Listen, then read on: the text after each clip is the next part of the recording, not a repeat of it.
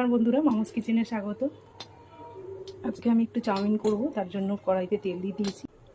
চাউমিনটা সিদ্ধ করে নিয়েছি।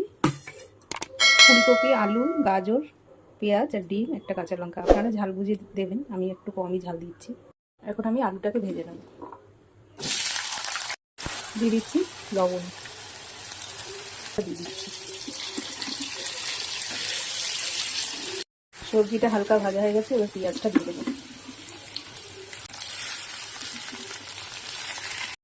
ভাজাটা হয়ে গেছে, এখন চেরা কাঁচা লঙ্কাটা দিয়ে দিচ্ছি। আর ডিমটাকে ভেটিয়ে রেখেছিলাম, এটাও দিয়ে দিচ্ছি। দিচ্ছি একটু গোলমরিচের গুঁড়ো। এটা হয়ে গেছে, এখন চাউমিনটা দিয়ে দিচ্ছি।